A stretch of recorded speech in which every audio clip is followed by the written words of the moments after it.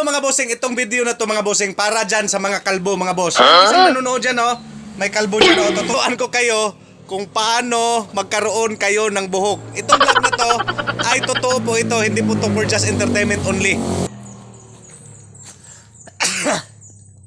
Ito mga bossing ay hindi to pang ano, totoo talaga to mga boss. Pag mayroon ako, pag mag-i-intro ako mga boss ng ganito, ilo mga bossing yan, hindi totoo yan. Pero ito totoo to. Pakita ko sa inyo mga bossing ha. Anong pwedeng yung gawin para magkaroon kayo ng buhok na katulad ko mga bossing. Ayan o. Para hindi kayo makulbo ng tuluyan. Yung isang nanonood dyan o. Mayroon tayong isang viewers dyan o. Na kalbo o. Ito mga bossing ay sample lang sa atin ha. Kasi mayroon pa naman tayong buhok. Ito. Ito lang. Yung saging na to kasi pinagputulan na to eh. Yan o. Itong puno ng saging mga boss.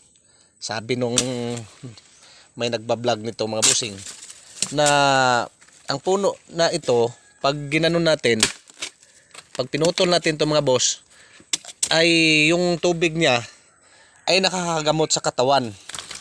Tingnan natin mga boss ha. Magawa tayo ng balon sa puno ng saging. Ganito lang.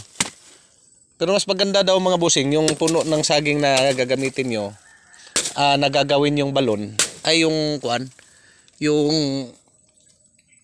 hindi ganito, na pinagtabasan na, magulang na. Hindi. Oh, yan, ang daming tubig, di ba? Yeah.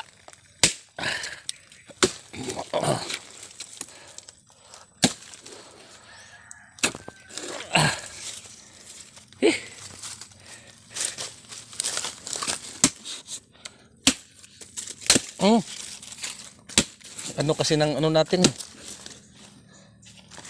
Damul ba? Damul.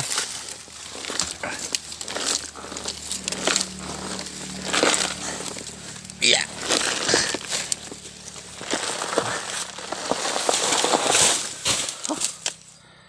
So sa mga kalbo dyan, pwede na siguro ito. Ito, sa mga kalbo dyan. Ito ang bubutasan nyo. Yan, bubutasan nyo to. Tapos, lagyan nyo siya ng butas. Ganyan, mga bossing, sa mga kalbo dyan. Pagdating ng isang araw o dalawang araw, magkakaroon yan ng tubig. Mapupuno po yan ng tubig. Yan ang ipangligo nyo sa kalbo nyong ulo. Para magkaroon kayo ng buhok. O, sa iba mga boss, may nakita akong vlog na niinom ito para gamot daw sa kanser, mga karamdaman. Nakita ko lang ha, pero kasi mayroong kalbo kasi doon sa Maynila na aming kapitbahay na wala talaga siyang buhok. Kakita siya ng saging na pinagputulan. Yun ang ginagawa niyang pangligo, yung pangbasa lang lagi ng kanyang buhok mga bossing. Kahit ilang bisis nyo basahin sa isang araw, pagdating ng mga ilang linggo mga boss, nagkakaroon na siya ng buhok, tinubuan na po siya. Yan o. Ganyan lang gagawin nyo, butasan nyo lang to. Tapos antayin nyo mga 2 araw, mayroon na yan tubig. Tapos yan ang ipang ano nyo sa ulo nyo, mga kalbo dyan. Parang si Bimbol Rocco ba. Yan lang mga boss. Yan lang ang masasabi ko.